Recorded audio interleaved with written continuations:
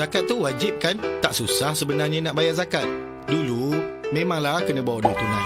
Sesak, tak cukup masa, tempat pun tak banyak pilihan. Semuanya dah mudah, dah ada van bergerak. Boleh pakai cek, kad kredit, kad ATM pun boleh. Nak mudah lagi, buat je potongan gaji bulanan. Nak bayar, bila-bila masa pun boleh. Kan dah ada zakat.com.my. Memang mudah.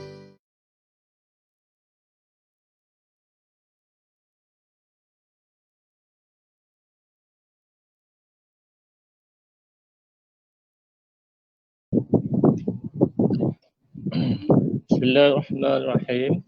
Assalamualaikum warahmatullahi wabarakatuh.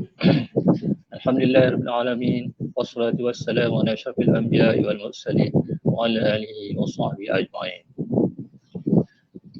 Tuan-tuan dan puan yang hormati sekalian, alhamdulillah pada pagi ini kita dapat bersama bersama-sama dalam satu program wacana ilmu siri 4 2021 yang berlangsung secara maya ataupun secara atas talian.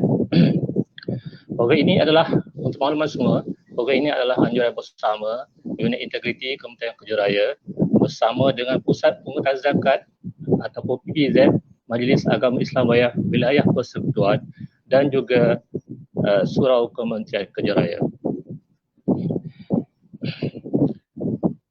Untuk wacana pada kali ini, kita telah mengundang dua orang ahli panel dan juga seorang moderator. Dan saya perkenalkan ahli panel kita pada pagi ini. Yang pertama iaitu seorang selebriti yang terkenal, yang tidak asing lagi, yang juga sebagai pendakwah bebas, iaitu Imam Muda Ashraf.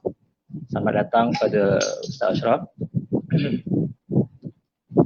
Dan ahli panel kedua iaitu Ustaz Ahmad Adha. Dia adalah penolong pengurus unit dakwah daripada Pusat Pengurusan Zakat Wilayah Persekutuan Kuala Lumpur. Selamat datang Ustaz. Dan seterusnya moderator kita pada pagi ini iaitu Ustaz Amirul Faizal Azali.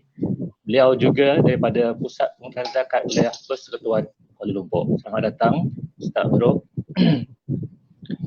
Tuan-tuan dan yang hormati sekalian, untuk tidak memanjangkan masa ataupun melengahkan masa, kita mulakan terus program kita pada pagi ini.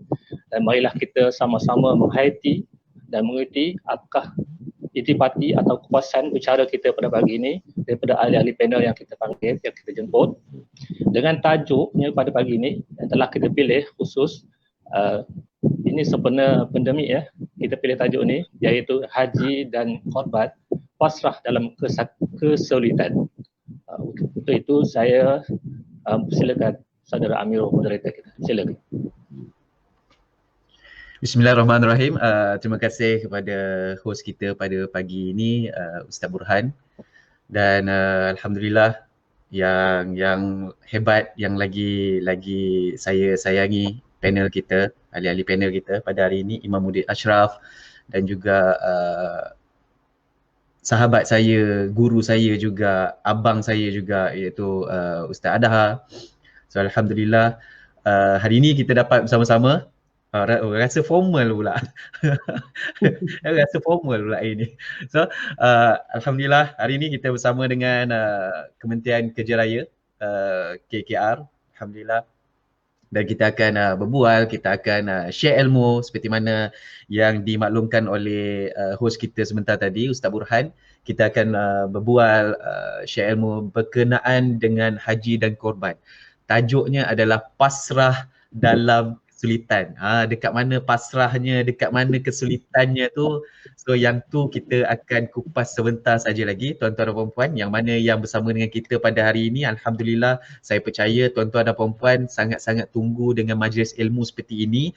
Dan saya ucapkan tahniah kepada pihak surau KKR yang mana yang bertungkus lumus sentiasa membuat program-program ilmu yang saya rasa tak putus-putus, seperti mana Ustaz Mutada dengan Ustazah Husnanya, So dengan ini saya rasa majlis kita, walaupun kita berada di dalam keadaan pandemik, kita ada dalam maya sekarang ni pun, kita tetap juga berjalan majlis ilmu kita. So dengan cara macam mana?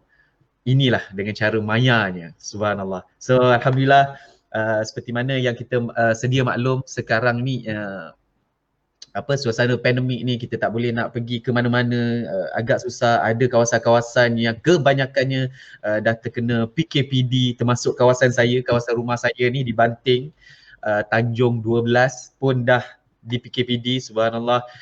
Tapi best juga, seronok duduk dekat rumah ni, habis buat kerja penat, boleh baring tengok cerita sekejap. Tu dia.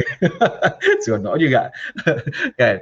So inilah dia bukan lagi new normal, saya rasa. Benda ni dah normal dah pun.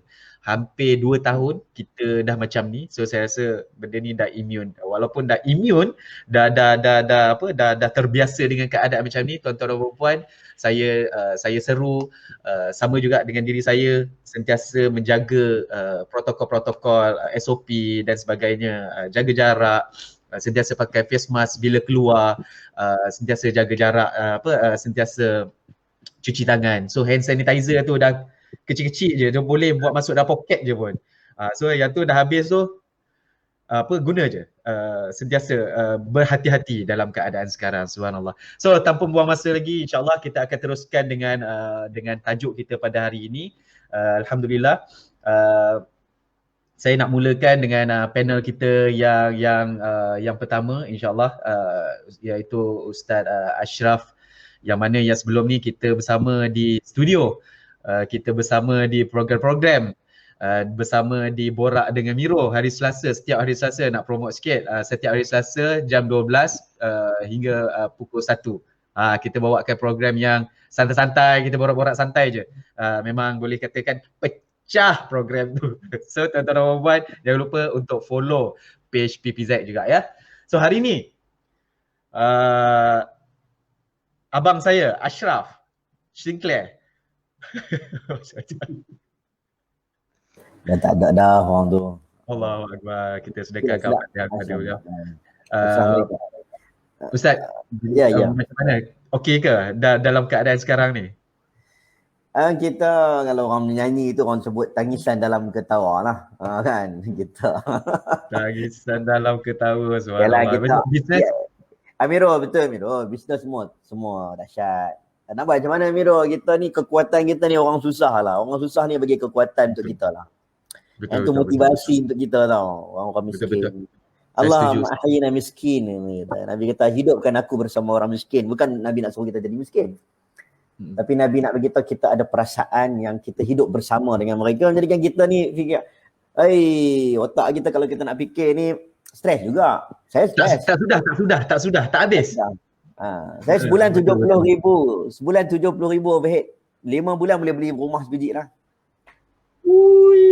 Tapi kita nak cakap kita susah, kita tengok ramai lagi susah. Saya okey tau, tapi bila kita dalam meeting kan, antara meeting yang terbaru, meeting kemarin dulu kan dengan staff, antara benda yang paling saya sedih bila suruh buka muka kan staff-staff, kita cakap kita kena buat perancangan baru. Muka staff berubah. Dia orang risau, dia orang tengok kawan-kawan dia orang kena buang, dia orang tengok orang kena potong gaji.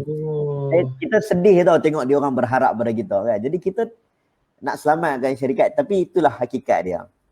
Kesedihan mereka menjadikan kekuatan untuk kita, insyaAllah. Itulah kadang-kadang orang kata ni realiti, kenyataan tu pedih. Tu dia. Apa Miro tak apa, handsome dia. Allahu Akbar, Ustaz. Saya ambil berkat pada Ustaz ni. Dan Ustaz dah, apa khabar Ustaz? Ustaz dah, apa khabar? Sihat, alhamdulillah. Tengok apa muda kita hebat kan, cukup hebat dengan apa yang dia alami tu, ya Allah. Kita ni boleh bercakap je. Ustaz ada kat mana tu? Ya Ustaz. Pejabat? Di pejabat, di PPJ. Ya, Oh, pejabat. Pejabat. Amirul tak usah pejabat. Saya je kat rumah ni, tak nampak ni, bawah katil anak saya ni, tempat dia belajar ni. Ini ketidakadilan ni. Kita, Alhamdulillah. So sekarang ni saya tengok di Facebook kita dah ada 41 mata. So sahabat-sahabat daripada KKR yang dah like page Surau Kementerian Kerja Raya ni, mohon share kepada sahabat-sahabat yang mana yang kita dah masuk ni adalah bulan Zulhijjah ni. Kita nak masuk tentang pengorbanan, kita nak tengok dekat sini mungkin pada kita tu alah biasa je, tak ada apa pun benda ni. Memang klise, memang setiap tahun pun kita berborak pasal korban, kita berborak pasal ni. Tuan-tuan dan puan-puan, ingat kita adalah seorang Islam. Okey, ini adalah satu perjalanan, satu tuntutan kepada kita untuk kita sentiasa alert, dan sepatutnya setiap perayaan ataupun setiap apa sahaja yang dianjurkan oleh Islam tu kita kena sentiasa excited untuk kita menghadapi. Dan ni saya nak tahu juga amalan-amalan yang dalam bulan Zulhijjah ni. Saya nak tanya juga pada panel-panel kita pada hari ini, Ustaz Imam Muda Ashraf. Ya. Saya nak tanya sikit berkenaan dengan untuk mukadimah ni.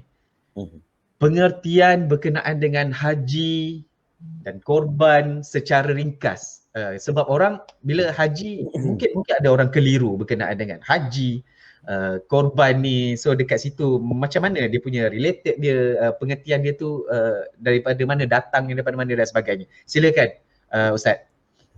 Baik, Assalamualaikum warahmatullahi wabarakatuh. Warga KKR. Amirul, terima kasih Amirul, Ustaz Adham. Dan semualah warga yang menyaksikan program kita pada hari ini. Jadi alhamdulillah dalam bulan Zulhijjah, wal fajr wal layalin 'ashr wasyaf'i wal watr, dan malam-malam yang ganjil dan juga malam-malam ataupun hari-hari yang genap yang disebut dalam Quran tentang hari yang 10 dalam surah Fajar. Hari yang 10 itu ulama menyebut adalah 1 hingga 10 Zulhijjah. Walaupun khilaf lah, sebahagian kata 10 malam terakhir, tapi pandangan yang lebih kuat 1 hingga 10 Zulhijjah. Baik, cerita tentang Zulhijjah ni, maka Allah SWT telah mensyariatkan untuk kita ini ada satu ritual. Ritual yang sangat besar, dan ritual ini pernah diamalkan oleh orang-orang sebelum daripada zaman Nabi diangkat menjadi Rasul. Cuma syariatnya berbeza. Sebab itulah dalam bab haji, dia ada disebut, khudhu anni manasikakum. Ambil daripada aku cara menunaikan haji. Dan ritual Nabi SAW ini sampai yaumul qiyamah samalah. Kita ikut macam mana yang telah dilakukan oleh Nabi SAW. Baik, falsafah bagi haji ada juga berbeza dengan falsafah bagi korban. Tetapi kedua-duanya tidak dapat lari daripada maksud sebenar pengorbanan. Bagi orang yang ada kesempatan, wa atimul hajja wal umrata lillah.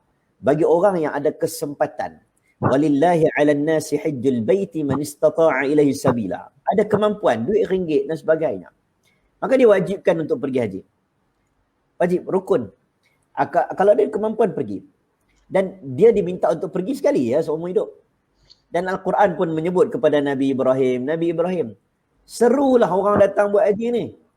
Bumi Mekah ni bukan ada apa sangat, kering kontang ya. Tapi wa'adzin fin nasi fil hajj ya'tuka rijalan wa 'ala kulli dhamirin ya'tina min kulli fajjin 'amiq. Kamu akan tengok orang akan naik kenderaan, ada yang jalan kaki, ada yang naik unta kurus. Sampai kita pun saksikan tok wan kita, nenek kita jual tanah tu Miro. Nak pergi haji you. Jual tanah apa semua ni nak pergi. Dan kita saksikan orang bersusah payah dan haji sekali ya seumur hidup. Kalau orang tanya, tahun ni buat korban ataupun tidak? Kita tak boleh jawab sama macam kita jawab haji. Kalau haji kita boleh jawab, saya tak buat kot, saya dah buat haji 5 tahun sudah. Saya dah buat haji tahun lepas. Korban tidak sebegitu. Korban bagi orang yang mana datangnya pada 1 Zulhijjah, 10 Zulhijjah, 11, 12, 13, ada kelapangan, ada kemampuan, maka hukum ke atasnya sunnah muakkad bagi dalam mazhab Syafi'i, walaupun dalam mazhab Hanafi dia kata wajib. Ya ni bab ni Miro kita kalah dengan Bangladesh. Kita kalah dengan orang Bangladesh, orang ini, orang mazhab Hanafi. Dia orang wajib. Betul. Bab ni memang kita kalah. Kalau kita masuk ladang, kita pergi ladang, kita bawa jemaah nak pergi tengok mana daging, mana lembu nak bawa balik ke surau kita. Kita mesti tengok lembu, okey, ni lembu 4,500, okey lah. Yang ni berapa ribu. Tapi kalau bawa kawan kita Bangladesh, kawan saya Bangladesh ramai. Muka saya pun adalah sikit kan. Tapi jalan sampai sana, Masuk Merok. Dia akan pilih lembu paling besar dalam ladang. Itu lain. Ahnaf, dia mazhab Hanafi dia orang kan. Kan dia orang pegang pada hadis Nabi kata, siapa yang fala yaqrabanna musallana, siapa yang mana tak buat korban tahun tersebut, dia ada kemampuan. Jangan kau dekat dengan tempat semayang kami. Jangan main semayang raya dengan kami. Sampai macam tu. Jadi maka mazhab Syafi'i kata siapa ada kemampuan dia tak buat, dia makruh. Dia tidak ada kaitan. Haji ni dia tidak cerita tentang orang miskin ke. Korban pun dia tidak ada kaitan dengan orang miskin. Dia ada subtopik dia. Beri makan kepada orang miskin. Sebab korban, isunya lebih kepada dekat diri kepada Allah. Isu lebih pada tu. Lebih daripada orang miskin. Kalau tak ada orang miskin pun dalam kampung kita, korban kena buat. Kena buat. Sunnah. Dia sunnah besar. Tidak ada amalan amila Adam pada hari raya Aidil Adha yang paling Allah suka melainkan ihraqid dam, jatuhnya darah. Itu paling Allah suka. Dia ambil duit RM750. Contohnya satu bahagian RM750. Dia nak tukar dengan sedekah. Tak sama. Sebab dia ritual. Nabi Adam AS, zaman anak dia, watlu alaihim naba'a banai Adam bil haqq.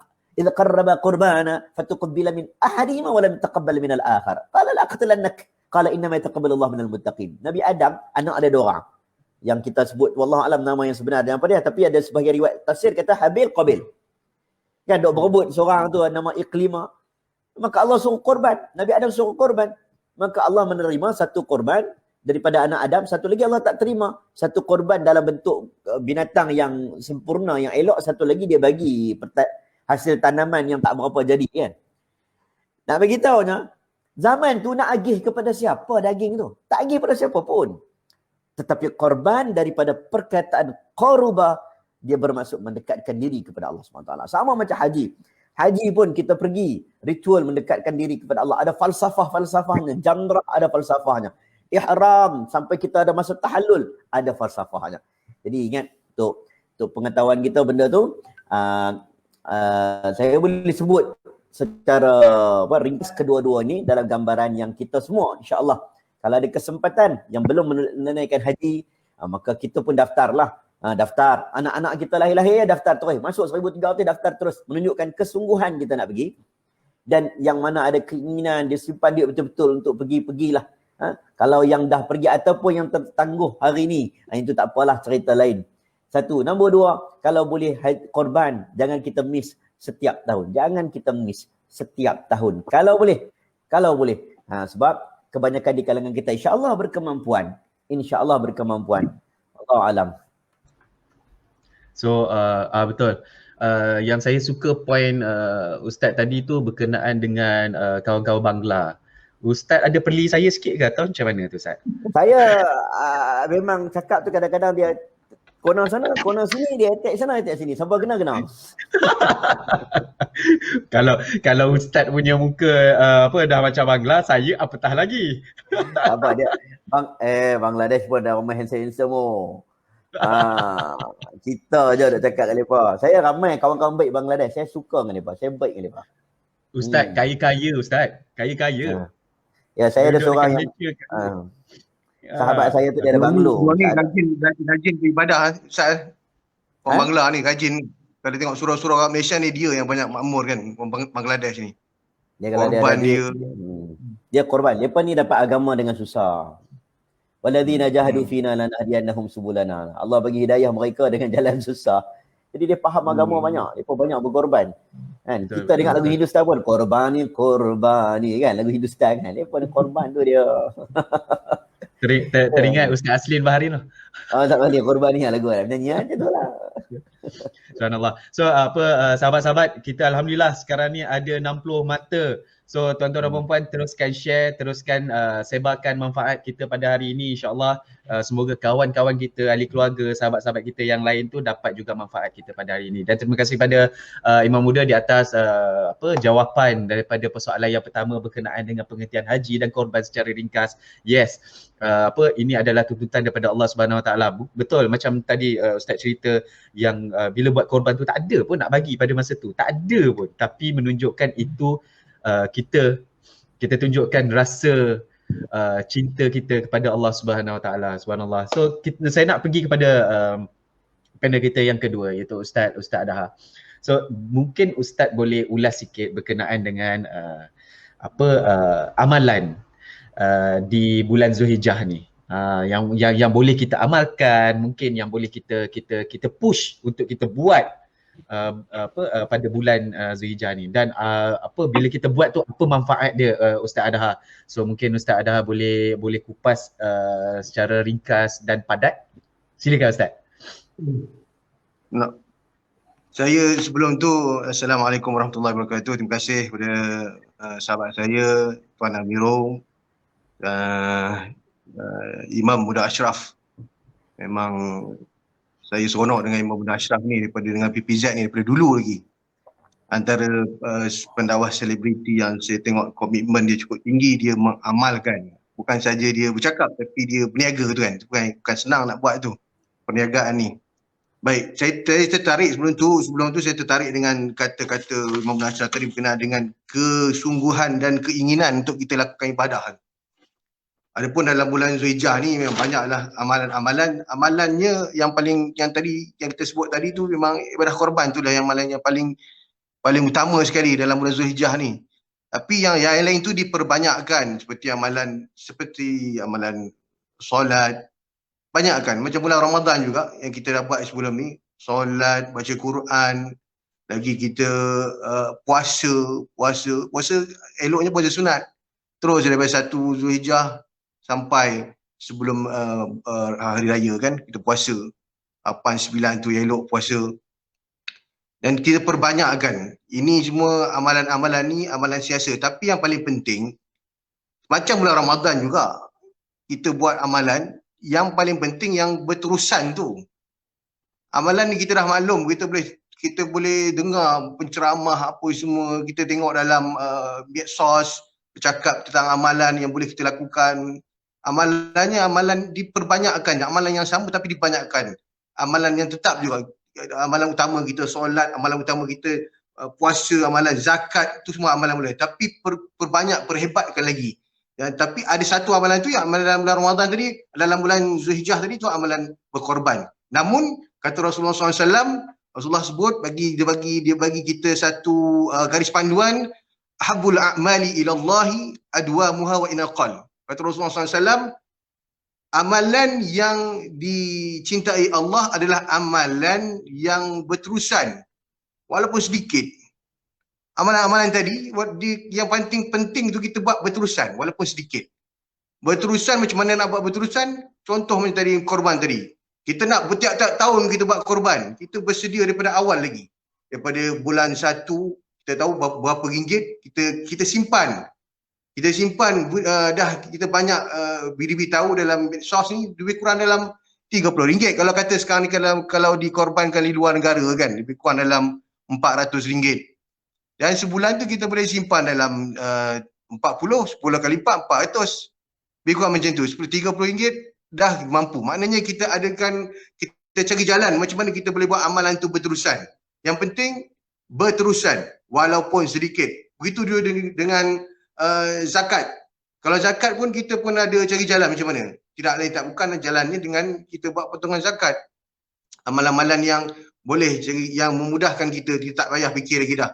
Tiap-tiap bulan berjalan dia amalan-amalan yang berterusan tu. Dan yang lain-lain saya tekankan supaya kita ni buat sesuatu amalan tu walaupun sikit tapi berterusan. Kita ambil lah macam solat sunat ke apa, solat wajib. Kalau kita tengok data pun kita risau juga kan, nak sibuk kita solat sunat pun, solat yang wajib pun kalau ikutkan data kita 30% je orang buat. Umat Islam ni kan, wallahualam, cuma kena tekankan yang tu, mana teruskan yang wajib tu. Buat wajib tu dulu supaya amalan-amalan ni akan jadi penguat kita untuk kita lakukan amalan-amalan sunat yang lain. Dan kita tak lepas juga sebagai hamba Allah SWT ni, kemana yang Rasulullah SAW ajar kepada Sayyidina Muaz bin Jabal, doa tu jangan lupa amalkan. Sayyidina Muaz bin Jabal amalkan setiap hari doa tu. Allahumma a'inna ala dzikrika wa syukrika wa husni ibadatik. Ya Allah, bantulah kami, berilah kami supaya kami sentiasa mengaitimu, bersyukur padamu dan melakukan ibadah yang baik.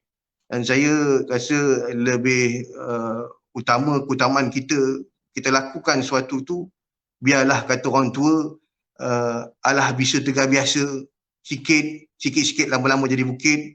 Biarlah kita buat suatu benda tu yang sikit tapi ianya berterusan. Ambillah wirid ke apa ke satu ke Quran, surah Al-Mulk kita boleh baca, tak boleh apa, baca sikit-sikit.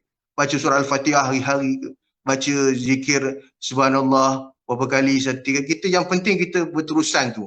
Mudah-mudahan dengan cara ni kita dapat membuka, Allah SWT beri kita hidayah, buka kita lagi supaya lebih lagi hati kita tenang, damai untuk kita pelajari segala amalan-amalan yang lain yang kuat untuk kita mendekatkan diri kepada Allah Taala, seperti amalan korban tu, amalan yang mendekatkan diri kepada Allah SWT.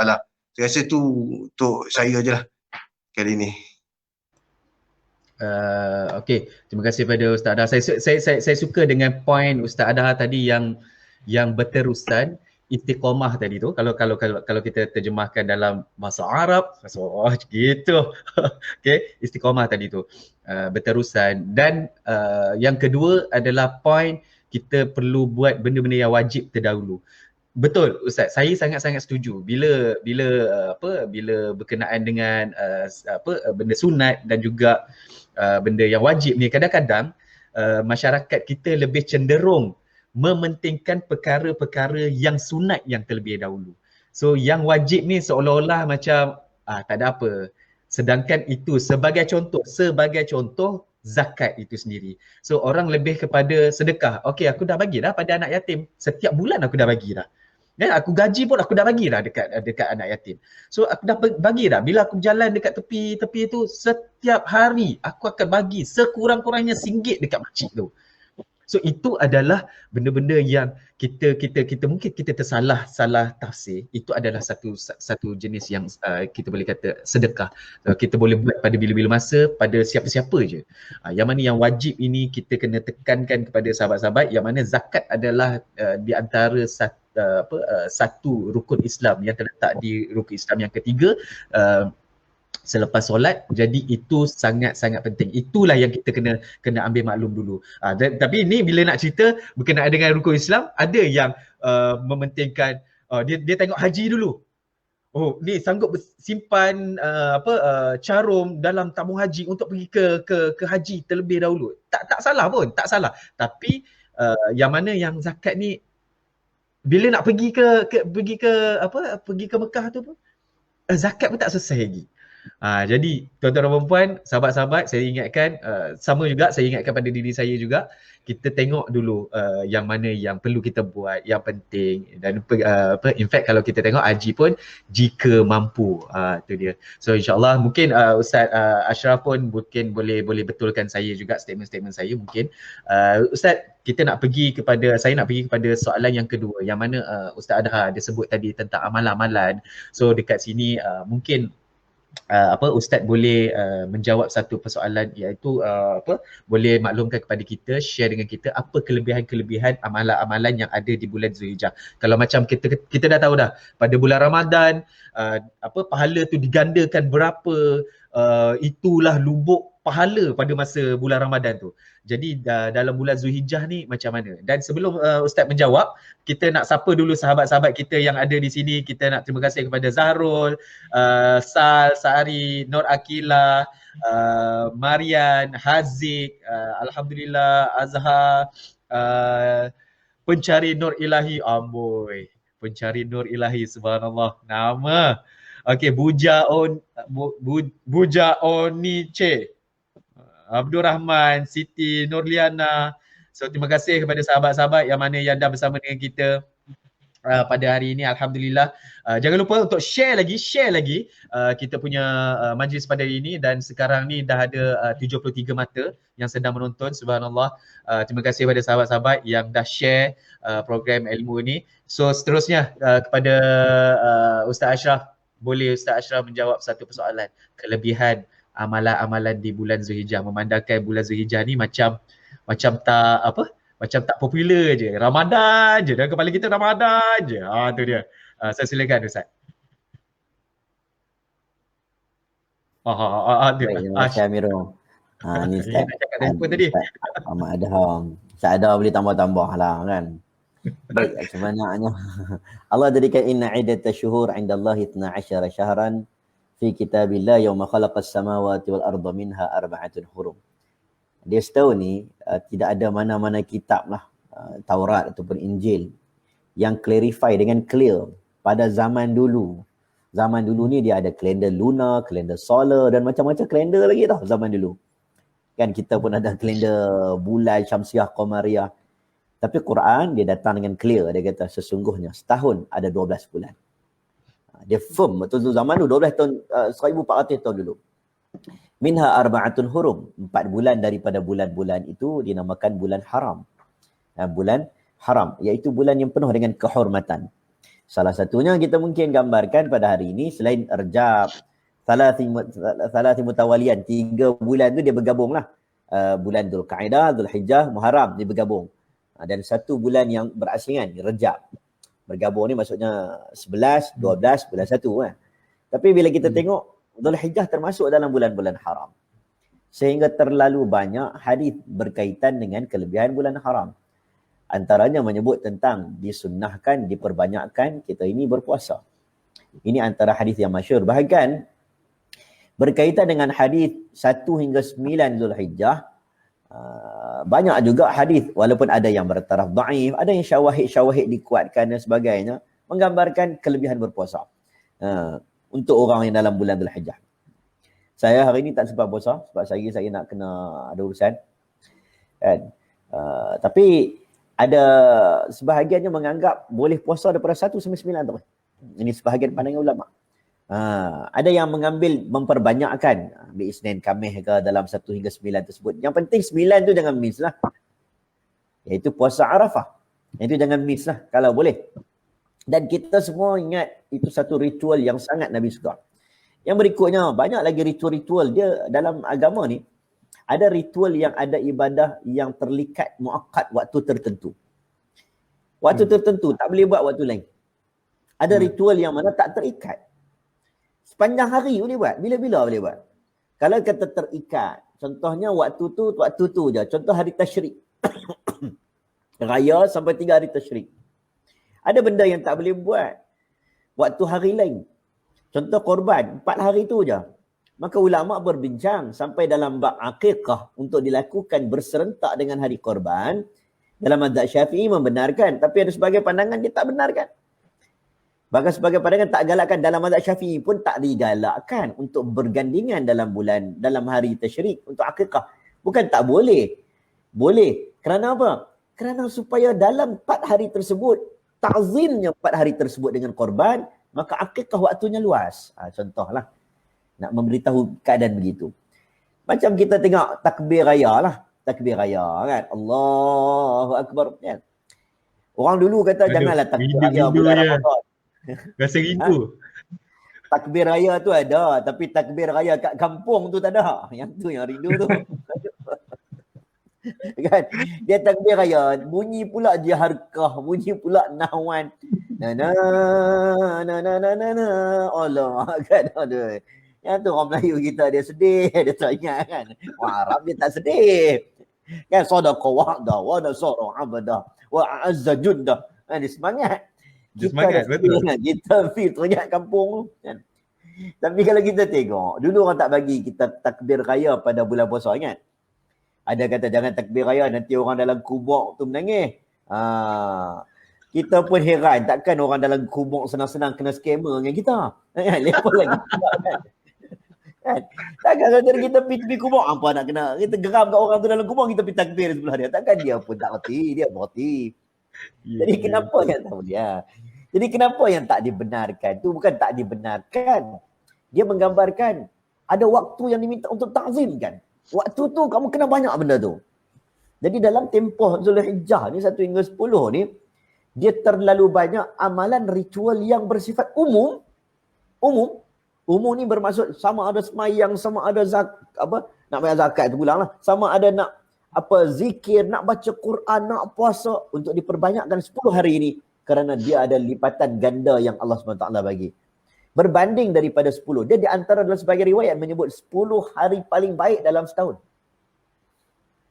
10 hari. Dan ada sebahagian riwayat ulama menyebut lebih baik daripada 10 malam terakhir Ramadan. Kita 10 malam terakhir Ramadan, kita berdiri malam. Kita rebut Lailatul Qadar. Tapi 1 hingga 10 Zulhijjah ni kita tak berapa sangat. Jadi ingat kita kena perbaikilah.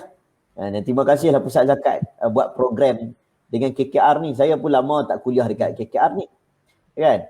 Mereka pun buat kuliah online je kadang-kadang. Tapi Ustaz kena faham lah, terima kasih Pusat Zakat ni dia pergi masuk satu KL. Tuan-tuan yang duduk dalam ni dia pergi satu KL.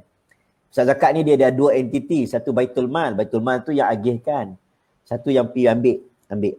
Tuan-tuan jangan ingat ambil tu bukan sunnah. Bagi sunnah, kutip daripada poket pun sunnah. Itu amalan sahabat Nabi. Kita kenal Khalid Al-Walid dengan sebab Abu Bakar arahkan pergi kutip. Kerana ada orang yang menentang tentang kutip ni. Jadi khudh min amwalihim fi'al amar. Fi'al amar maksud satu arahan Allah. Ambil. Jadi terima kasih PPZ kerana ambil sunnah untuk mengambil. Sunnah mengagihkan ada satu pihak, sunnah mengambil itu kena ada. Kena ada sebab ada ketika kita terlupa macam Amirul cakap. Dulu gaji lain, sekarang gaji lain. Potong cara lain ni kan. Dia gaji naik dia baru lupa pula kan. Dia tak kira I sinar, I ceria pula ada I citra. Ceria tu ceria muka kan. Ada yang dapat di PPR dan sebagainya tu pulang lah. Ada yang susah lah. Dan PPZ pun dah keluar dah fatwa dia kan. Tetapi kalau yang betul-betul taklah sangat susah tapi dapat duit segedebuk yang sebelumnya harta itu tertangguh di satu tempat, tak boleh buat keluar, tiba-tiba dapat. Dia pun tak susah mana, maka ada portion untuk zakat. Dan benda ini antara benda yang paling saya ingat antara ibadah yang besar dalam bulan Zulhijjah ini 1 hingga 10. Salah satunya dalam musim pandemik. Kita kena real. Kita boleh cakap tentang baca Quran, baca hadis, baca ni. Tetapi saya tak dapat nafikan bahawa dalam musim pandemik ni antara sunnah besar adalah sunnah membantu orang-orang miskin sekarang. Orang susah. Sebab tu kadang-kadang kita duduk sebut baca Quran. Saya ingat Abdullah bin Mubarak hantar surat kepada, siapa dia hantar kepada Qadi Iyad dah. Yang dia hantar surat.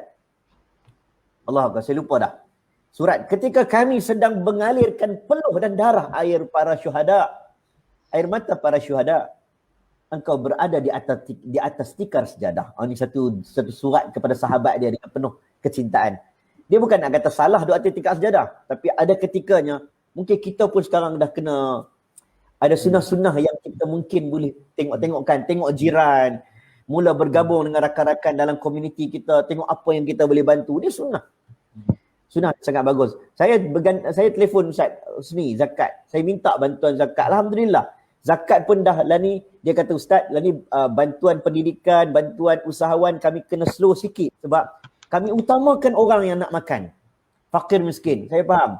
Dia tanya juga pejabat zakat baru ni, tanya tentang apa, dia kata antara joran dan ikan. Dulu orang kata bagi joran, jangan bagi ikan. Tapi pejabat zakat baru ni sebut saya, dia kata Ustaz Ashraf, sekarang kita kena banyak bagi ikan. Sebab bagi joran pun dia orang mata kai duk tarik tak dapat apa. Nak bergerak tak boleh. Jadi alhamdulillah sangat bagus inisiatif Pusat Zakat dan orang macam disebut oleh Amirul tadilah. Orang kadang-kadang orang sedekah banyak, orang terlupa zakat. Betul? Tuan-tuan kalau calculate, tuan-tuan sedekah dengan zakat, mana lagi tuan-tuan banyak dalam setahun? Sedekah lagi banyak setahun. Saya cakap dia terang. Sedekah lagi banyak setahun. Tapi paling kita duk minta banyak, minta zakat ni. Padahal institusi zakat kita boleh bagi sedekah. Kita boleh bagi sedekah, tak ada masalah. Maka Pusat Zakat dia lebih ada database dan dia diaudit. Audit bukan setakat dalaman, luaran pun ada. Kan? Keluar masuk berapa. Dan tuan-tuan kena ingat, dia tak boleh bagi ikut dan. Orang bagi duit, saya buat projek minyak masak, saya nak bagi ke orang miskin, susah tuan. Sebab kita tak ada database orang miskin. Melainkan kita kena minta bantuan dengan pejabat zakat, dengan AJK masjid dan sebagainya kan. Tapi hakikat dia, ada ruang-ruang yang tuan-tuan kena faham, yang tuan-tuan mungkin boleh kongsikan, boleh buat potongan dan sebagainya, kerana kita harapkan benda ini terorganisasi dengan baik. Dia ada sedekah yang membazir. Saya boleh sebutkan sedekah yang membazir. Orang kata sedekah apa? Membazir Ustaz, sedekah boleh meningkatkan harta kan? Boleh bersubur harta. Dah ada sedekah yang membazir. Yang mana kita pernah saksikan antaranya adalah apabila kita masuk satu rumah macam hari ni, ada yang cerita viral. Satu rumah bertingkat berah. Sebab apa? Sebab tidak ada research yang betul. Tak terorganisasi dengan betul. Kita pergi kat gelandangan, berapa banyak nasi-nasi bungkus-bungkus berterabak. Sebab apa? Sebab tak terorganisasi dengan betul. Bukan salah untuk sedekah, tak salah. Tapi alangkah indah kalau kita organisasikan dengan benda yang betul. Sasarkan. Tak semua orang nak nasi. Ada orang nak yuran sekolah. Betul. Yang ni jabat zakat lagi tahulah. Yes. Betul. Allah. Subhanallah. Saya suka dengan poin Ustaz bila Ustaz sebut organisasi tu. Sebab dia macam ni. Sebab tu Nabi kita Ustaz boleh betulkan saya, Nabi arahkan sahabat untuk pergi ke Yaman pada waktu tu ya, untuk dia kutip zakat pada masa tu. So kenapa kalau lah institusi tu tak penting, mungkin Nabi boleh arahkan sahabat tu, kau pergi maklumkan je dekat sana, kau berzakat lah dekat orang-orang miskin sana. Mungkin wallahu a'lam. So tapi kau pergi kutip, so bermakna kau kena ambil zakat tu dan kita nak jadikan, kita nak letakkan dalam satu gudang, kita nak letakkan dalam satu organisasi supaya mungkin Ustaz Ashraf punya zakat 100,000 setahun, Ustaz Adha mungkin 110,000 setahun, saya zakat mungkin dalam setahun mungkin dalam RM100 je. Tapi bila boleh keluarkan zakat 100, alhamdulillah Ustaz. Saya nak bayar zakat sampai 100,000 tu. Sedih saya rasa. Orang lain, kenapa orang lain boleh bayar zakat banyak? Kenapa saya 100 je? Allah Akbar, rasa sedih tu. Rasa macam, aduh aku miskin sangat ke apa ni? Subhanallah. Tapi itulah maksud saya yang saya nak sampaikan dekat sini. Zakat bila kita ada, saya sikit, tuan-tuan sikit, Ustaz Adha sikit, Ustaz Ashraf sikit. So bila kita letakkan dalam satu organisasi, yang ni semua kita dah kumpul dan kita dah kumpulkan sekali, kita dah tambah semua sekali. So itulah yang kita boleh keluarkan. That's why ada satu kempen yang mana yang kita maklumkan, zakat anda serendah RM10 je. Anda boleh keluarkan zakat RM10 je. Yang mana kita pun tengah berkempen sekarang ni. Yang mana yang belum lagi buat zakat, belum lagi melaksanakan zakat, aku tak tahulah aku layak ke, aku boleh bayar zakat ke. Tak ada masalah selagi mana kita ada pendapatan. Kalau saya lah Ustaz Ashraf, Ustaz Adha, kalau saya meletakkan nisab, saya letakkan haul tu di belakang. Sebab sekarang ni keadaan sangat-sangat terdesak, memerlukan orang yang mempunyai pendapatan untuk kita keluarkan untuk bagikan kepada mereka yang terjejas sekarang ni. Ini sangat-sangat satu suasana dan sangat kritikal untuk kita keluarkan. Janganlah fikir kita gaji kita macam ni, keluar je walaupun RM10, walaupun RM5.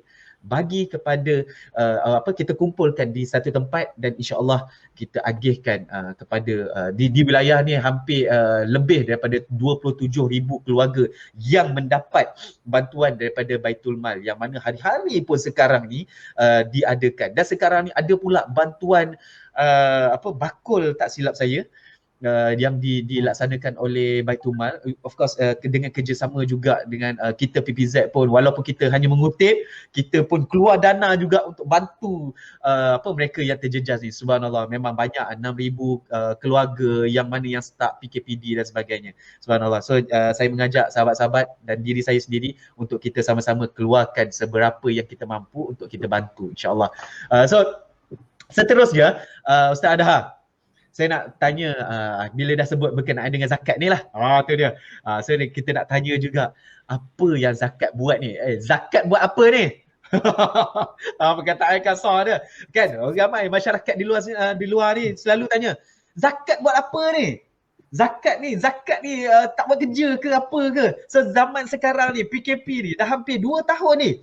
Apa peranan zakat membantu masyarakat di Malaysia, amnya di wilayah persekutuan khususnya? Silakan Ustaz Adha.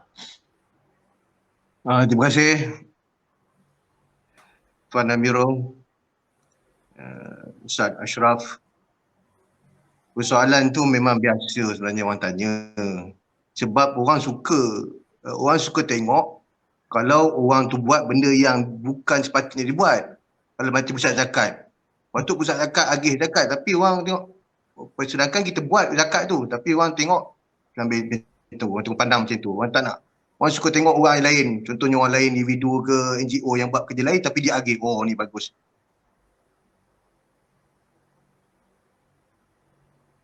Sangkut tu. Ustaz Adha kena dapat zakat ni Ustaz Ashraf. Kawai Betul. kepada Allah. Kita bertugas agama Allah. Innamas sadaqatu lil fuqara wal masakin wal amilina 'alaiha ila ayat. Kita ni amil. Jawatan ni memang satu jawatan yang cukup sukar. Namun kita perlukan pengorbanan. Bila kita cerita bab pengorbanan tadi, bab korban tadi, pengorbanan perasaan. Orang amil ni pusat zakat ni dah berkorban dengan perasaan ni sebenarnya. Orang marah, orang apa, kita tetap terus je buat kerja kita. Kita betulkan niat kita, kita tak kisah, tak apa. Orang nak cakap-cakap, tapi kita buat juga. Itu semua perjuangan kita. Sebab Allah SWT memang bagi ujian pada perjuangan-perjuangan begini. Jadi dengan kita betulkan niat kita, kita buat juga, kita bagi buah fikiran kita, apa kita nak buat, nak bantu manusia.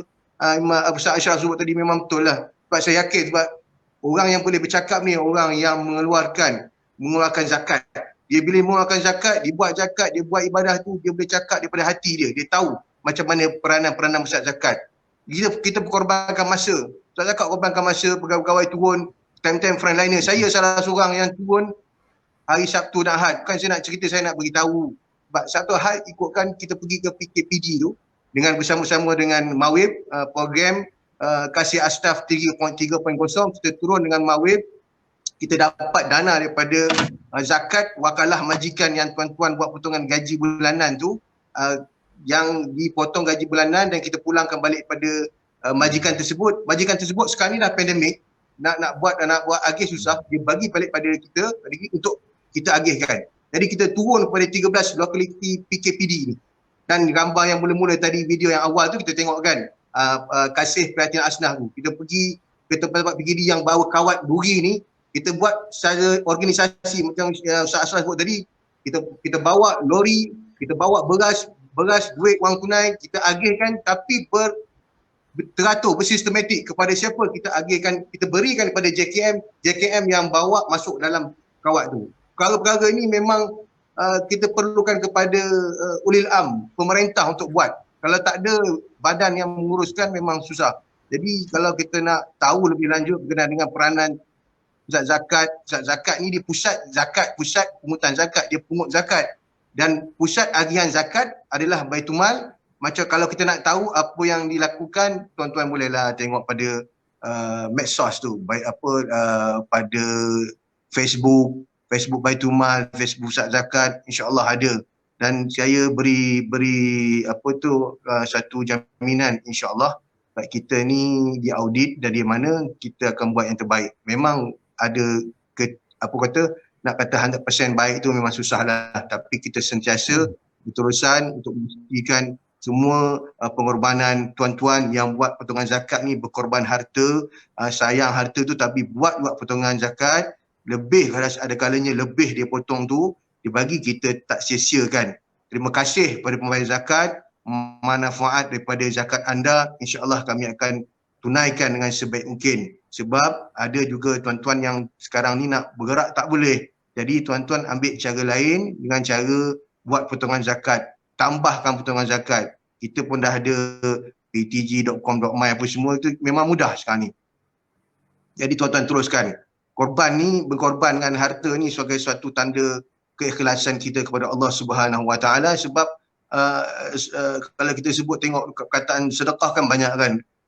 Contoh tadi Imam Ustaz Ashraf sebut khudh min amwalihim sadaqah tapi dia merujuk kepada zakat. Sebab perkataan sedekah ni dah kita perkataan daripada sidqu sidqu tu maknanya kita membenarkan janji Allah. Maknanya kita beriman, membenarkan iman kita tu. Kita buat zakat tu, kita benarkan, kita yakin pada Allah, kita benarkan cara amalan kita tu dengan kita buat zakat. Dan cara yang terbaik sekarang ni untuk penjawat awam, penjawat awam seperti Jabatan Kementerian Kerja Raya dan jabatan yang ada dalam Kementerian Kerja Raya ialah dengan cara yang terbaik dengan dibuat potongan zakat bulanan.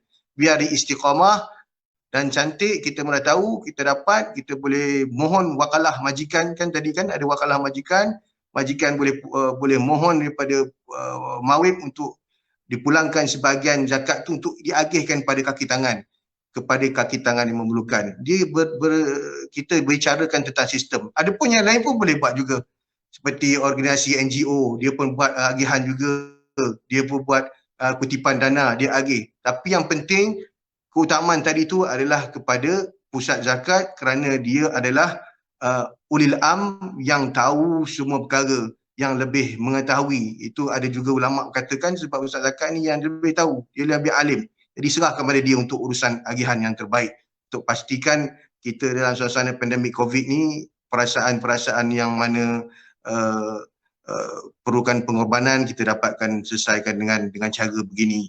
Harta, jiwa raga, banyak korban, banyak pengorbanan, harga keluarga yang meninggal dan sebagainya. Mudah-mudahan untuk kita lebih maklum, rujuklah kepada Facebook ke ataupun IG, Baitumal, Pusat Zakat, ataupun kita tengok sendiri. Jangan kita terima apa orang cakap, kita ambil. Sedang sebab kita faham sekarang ni masyarakat tengah dalam keadaan gelisah, tak tenteram dan sebagainya. Mudah-mudahan Allah SWT beri kekuatan pada kita semua, lebih-lebih lagi pada Pusat Zakat ni untuk terus mengarihkan zakat kerana kami semua terdedah kepada virus sekarang ni sebenarnya. Di ada keadaan sekarang virus yang cukup mengancam ni, tapi kami terpaksa buat. Kami mohon pada Allah SWT supaya lindung, dan kita tahu orang yang kena PKPD tu memang tak boleh keluar, tak boleh pergi makan, dan kita terpaksa santuni juga hasil daripada bayaran zakat bulanan yang tuan-tuan bayar, bayaran zakat yang tuan bayar di kaunter dan sebagainya. InsyaAllah, akhir kata terima kasih kepada pembayar zakat sekali lagi. Terbaik Ustaz Adha, alhamdulillah. Betul.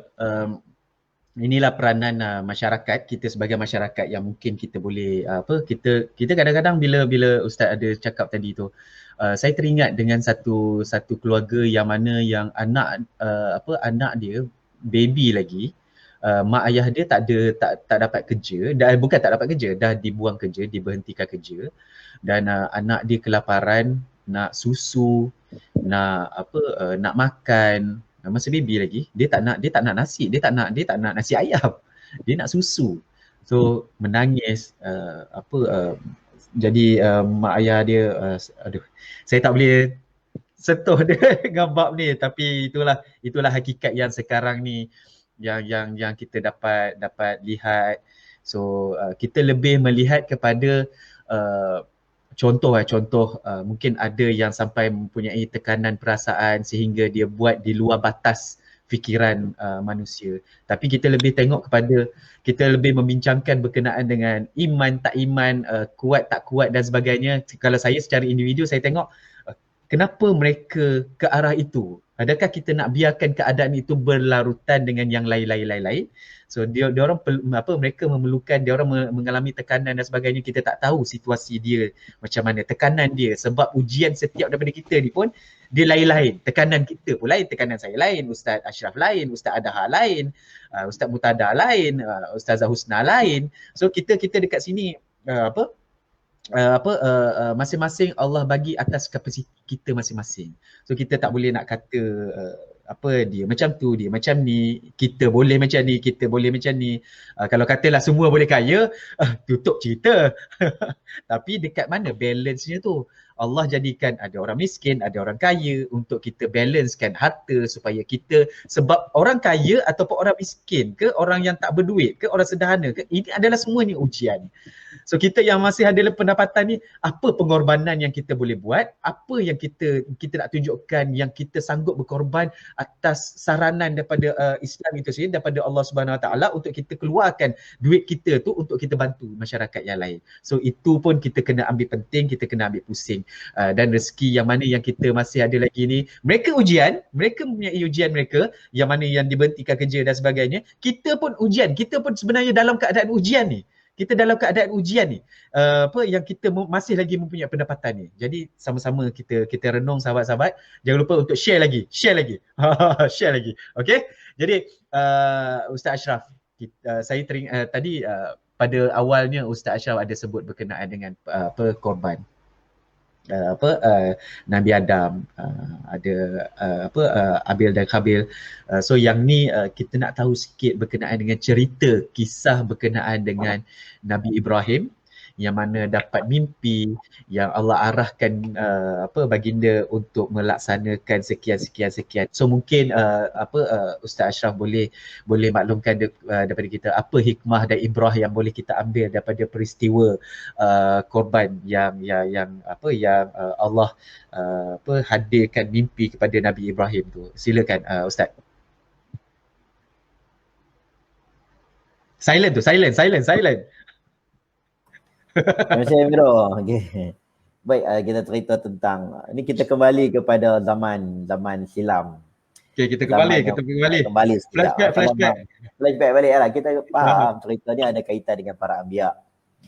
Kita ni nabi-nabi ni semua nabi-nabi wa rusulan qad qasasnahum 'alaika min qabl wa rusulan lam naqsusum 'alaik. Ada nabi yang diceritakan dalam Quran, ada nabi yang tak diceritakan dalam Quran. Ada nabi ada nama saja, cerita tak banyak pun. Ada nabi yang tak ada nama tapi cerita dia ada. Ada nabi yang Allah jadikan dia lebih mulia daripada nabi-nabi yang lain. Nabi dia ada ranking dia. Tilka rusul faddalna ba'dahum 'ala ba'd. Ada sebahagian diangkat. Minhum man kallama Allah. Sebahagian boleh berbicara dengan Allah. Nabi Musa adalah. Nabi-nabi ada ranking dia tahu Amiro. Nabi Ibrahim ada ranking dia. Wattakhadha Ibrahim khalila. Dia nabi yang Allah kata aku jadikan dia kekasih aku. Nabi Ibrahim ni kita kenal sampai hari ni. Bukan setakat kita, semua agama Samawi akan sebut bapa Ibrahim. Tak kira lah Yahudi ke, tak kira lah Nasrani ke, Nabi Ibrahim ni top. Ada itu Abraham lah nama dia. Nama je berubah-ubah sikit. Ya. Salah satunya sebab kisah yang besar ni. Salamun ala Ibrahim fil akhirin. Nabi Ibrahim ni Allah kekalkan, Allah masyhurkan namanya sampai akhir zaman.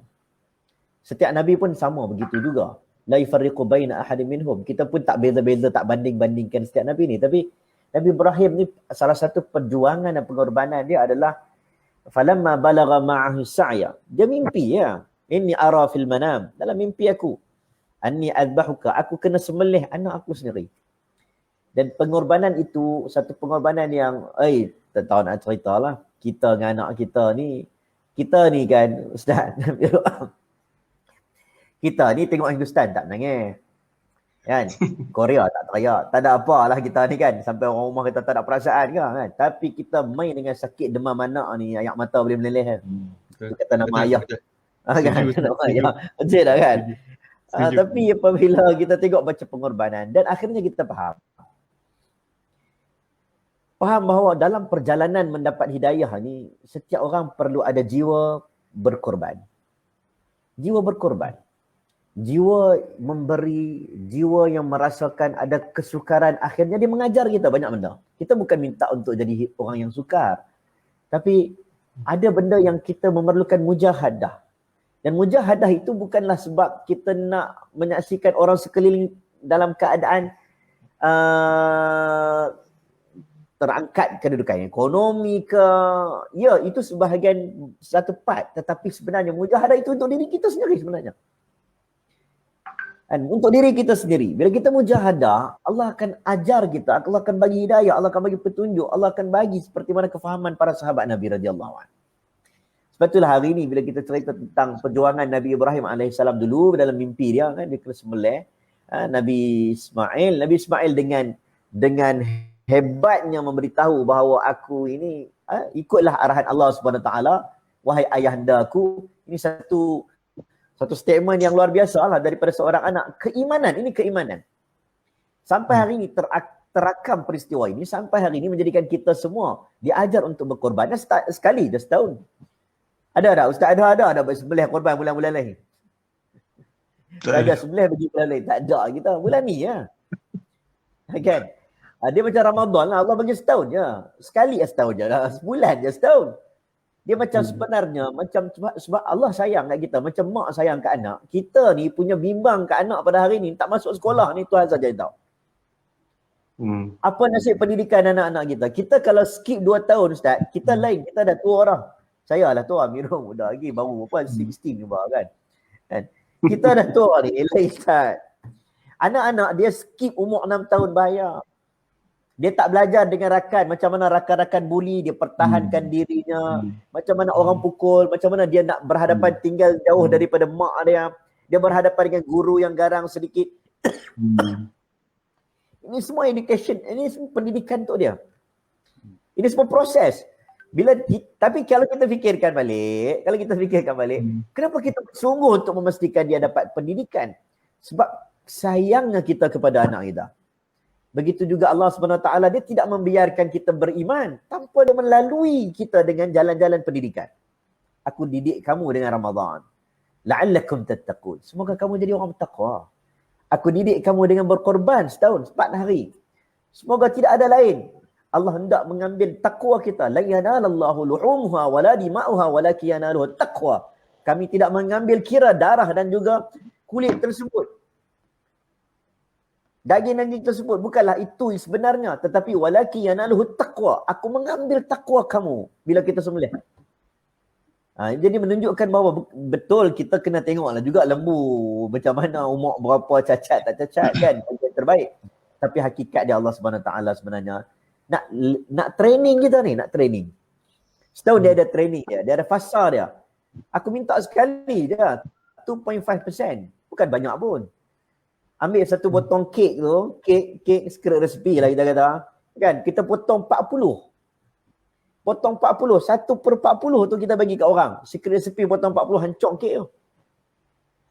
Tapi itulah sebenarnya yang kita bagi kepada orang lain. Itu saja yang kami uji kamu. Adakah kamu nak bagi ataupun tidak? Adakah nak bagi ataupun tidak? Ada yang nampak kecil, tetapi benda kecil itulah yang menjadikan perdebatan yang begitu hangat. Kan? Bagi saya simple ya. Pernah tak pernah berurusan dengan pejabat zakat? Sebahagian tak pernah berurusan. Jadi dia buat sangka-sangka buruk. Simple ya. Sebab saya pernah banyak kali berurusan. Saya tahulah. Kan? Banyak kali. Saya cakap, saya dengar macam-macam kan. Sebab kita ada etika, ada benda di pejabat zakat tak boleh tangkap. Adalah benda-benda tak boleh tangkap gambar orang-orang tertentu. Dia ada etika untuk asnaf. Dia terikat. Jadi kita sebagai orang yang bijak, kita memandang dari mata hati kita dengan betul, kita bantulah yang mana boleh bantu. Dan saya harapkan untuk dalam program kita bersama hari ini, ajar kita dengan pengorbanan, dan pengorbanan itu memberikan kita pada sunnah dalam 1 hingga 10 Zulhijjah ni, sampai 9 Zulhijjah ni, dalam musim pandemik ni. Marilah kita merenung orang-orang susah. Kita merenung. Kita kembali dan bantulah. Kan? NGO-NGO yang buat belakang ni tak ada masalah. Dia orang boleh bantu kita. Membantukan, meringankan beban-beban pejabat zakat. Kan? Berganding bahu dengan baik. Saya ingat kena dah mula dah semua orang kena ada jiwa ni. Kena. Ada sebahagian zakat di bilik tak apa. Sahabat saya daripada Perak telefon. 200 juta saja dapat. Collection. Asnaf beribu. KL 600 juta. Tapi asnaf dekat dalam KL, miskin bandar Tegar ni sangat ramai. Sangat ramai.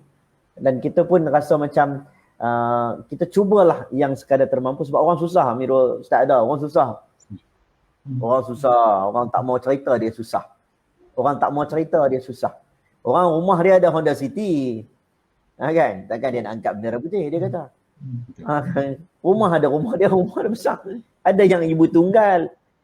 Isteri, suami meninggal, rumah banglo. Suami meninggal, dia rumah banglo. Anak 5-6 orang. Tapi bila suami tinggal, rumah tu boleh tentu dapat kat dia macam-macam lah. Kita dah rasa rumah banglo ni, apa ni kan? Ya, betul. Betul. Kalau saya nak baca hukum fiqh, Dr. Yusuf Qaradawi kata siapa ada aset, dia kena jual aset sebelum ambil zakat. Betul. Tapi adakah itu jawapan dia? Kan? Macam mana Ibnu Umar, bila mana dalam keadaan orang datang tanya Ibnu Umar tentang hukum darah nyamuk, hukum fiqh. Hukum darah nyamuk, hukum fiqh. Maka Ibnu Umar tanya, engkau nak tanya tentang hukum darah nyamuk? Engkau daripada mana? Dia kata, aku daripada Iraq. Engkau tahu tak, dekat Iraq, anak cucu Nabi Husain dibunuh. Dia kata. Orang tengah persoalkan darah anak cucu Nabi Husain. Engkau sedang persoalkan hukum darah yang kecil. Maksudnya, banyak benda yang kita boleh jawab dengan simplistik. Tetapi ada ketikanya bukan begitu cara kita memberi jawapan.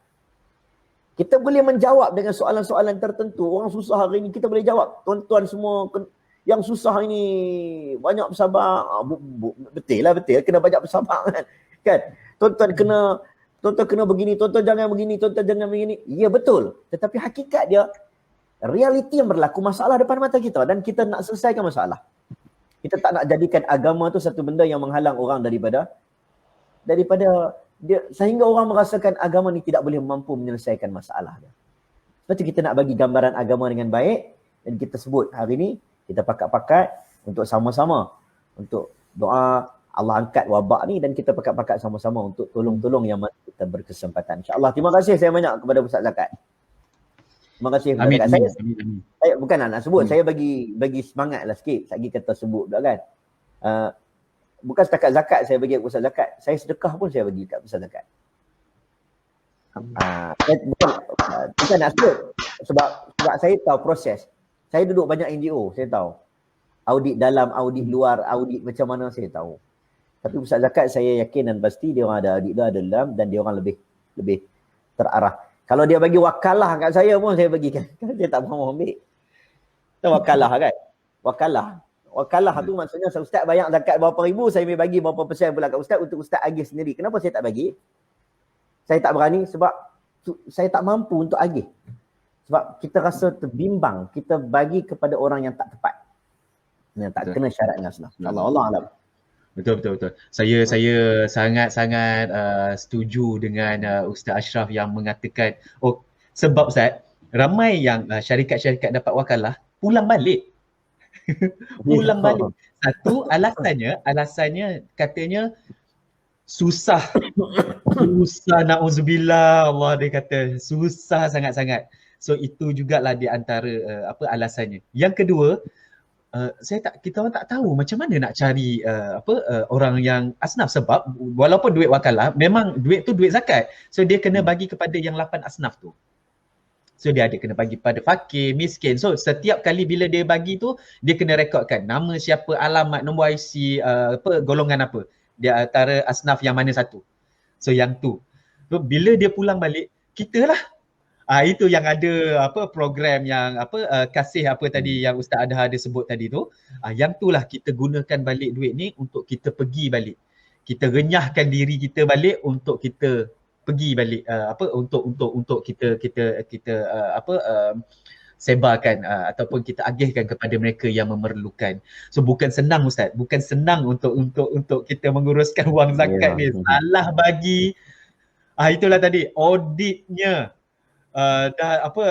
Pertanyaan itu baru audit dekat dunia Ustaz. Macam mana kat sana nanti? Takut ya Allah. Bukan simply kita boleh nak tu. Itulah bila kita bercakap tentang ilmu, bila kita bercakap tentang perkara-perkara yang macam ni, yang perkara berkenaan dengan kepakaran dan sebagainya. Contoh macam kita tak tahu macam mana nak buat jalan. Adakah kita akan simply pergi dekat sana, kita terus beli gam, beli ni, aku tahu, aku boleh buat. So adakah ilmu yang kita ada tu seperti mana ilmu yang ada di sahabat-sahabat KKR, di JKR, yang mana yang mereka lebih expert berkenaan dengan jalan. Takkan kita nak bercakap tentang jalan. Okay, itu ya, kepakarannya ada di JKR, ada di KKR. Sama juga berkenaan dengan zakat. Sama ada kita nak bercerita tentang pengiraan ataupun kita nak mengagihkan. Kita dah ada badan yang expert dalam ni. Tapi kita expert pun kita masih dipertikaikan oleh mereka yang dianggap diri mereka tu expert. Padahal macam Ustaz Ashraf kata, Ustaz Ashraf sendiri ustaz yang tak boleh, takut nak terima duit wakalah untuk agihkan sendiri. Takut nak guna duit wakalah, takut tersalah. Subhanallah. Padahal kalau kita tengok ustaz dah ada satu level yang ustaz akan tahu semua sekali pun. Kita boleh cakap, tapi ustaz mengambil jalan yang ustaz pun tak nak ambil duit wakalah untuk agihkan sendiri. Subhanallah. Kita boleh kata satu respect yang tinggi. Ustaz lebih mementingkan kepakaran tu terletak di mana. Mereka lebih layak. Mereka di Baitul Mal lebih expert dalam bahagian ni. Biarkan mereka buat kerja. So Itulah dia. Jadi sahabat-sahabat, saya juga suka dengan Ustaz punya point tadi, pengorbanan berkenaan dengan kita kena setiap kali bila kita nak buat something, kita nak dapat something, perlukan pengorbanan. Ingat, senang ke nak dapat syurga Allah? Saya tak rasa benda ni, dia macam beli dekat Shopee. Oh okey, aku ada RM24, aku ada RM59. Klik, add to cart. Lepas tu ni beli, tunggu je barang sampai. Dia tak sesimpel tu. Nak masuk syurga ni, yang mana kekal abadi, yang mana dalam tu harum dia, tak pernah kita rasa harum dia dekat sini. Kita tak boleh nak bayang pun keadaan tu macam mana hebat dia. Memang kita tak pernah rasa. Kita pergi ke ke UK, New Zealand, yang mana yang kita kata syurga dunia. Yang mana kita rasa macam Allahu Akbar, cantiknya tempat dia. Di syurga saya rasa beratus puluh ribu kali ganda lagi. Yang mana yang kita dah tengok dekat sini kagum, dekat sana tu. Tapi bila kita dapat yang dekat sana tu, adakah kita tak perlukan pengorbanan?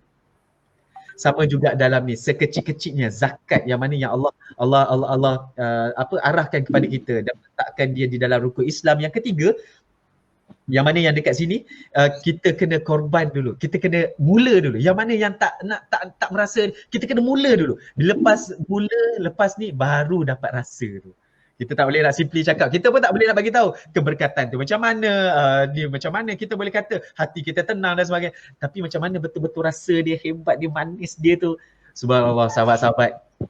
Buat dulu. Tu. Saya ada cerita saya sendiri berkenaan dengan zakat ni. Tapi tak apa, kita nak pergi kepada Ustaz Adha. Panel kita juga dalam keadaan sekarang ni, pengorbanan masa, wang dengan tenaganya Ustaz.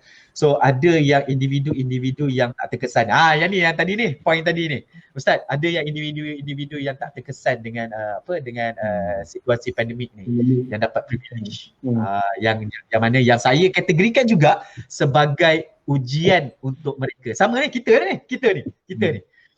So yang mana yang kita masih lagi mempunyai gaji dan sebagainya. So ini adalah untuk mereka individu. Okey, untuk individu yang tak terkesan ni situasi pandemik ni, masih mempunyai punca pendapatan, boleh membantu individu yang terkesan. Ustaz, mungkin boleh Ustaz kupaskan sikit dengan mereka yang masih lagi mempunyai pendapatan ni, Ustaz.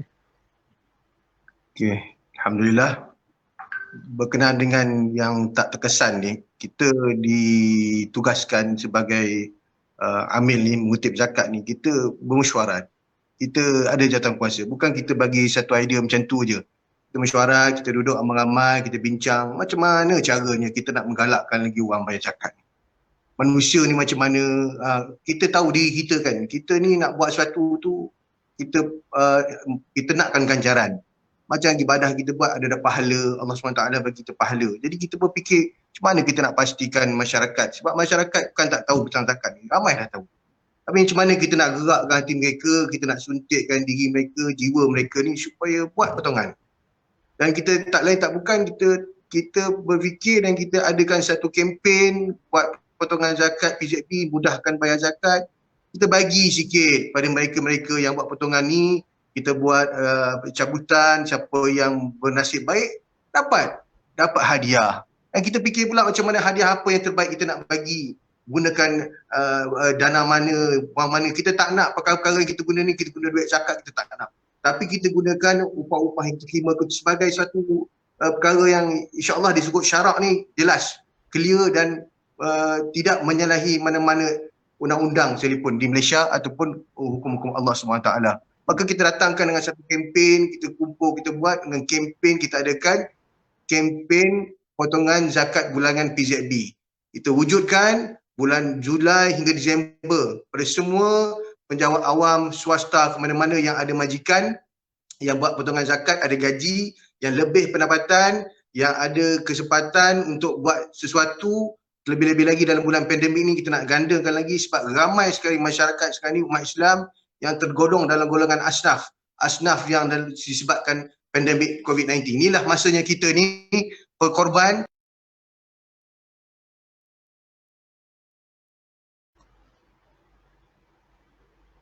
Tu dia. Berkorban sungguh tu Ustaz dah. Terkorban terus ni. Hilang tu main. Dengar kan? Ustaz dah. Ya, ingatkan Syahid lah tadi. Okay.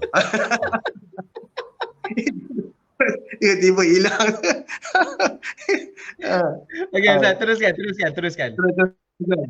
Jadi kita adakan kelebihan potongan zakat ni, pertama pembayaran tu dilakukan dengan pantas, mudah, selamat setiap bulan.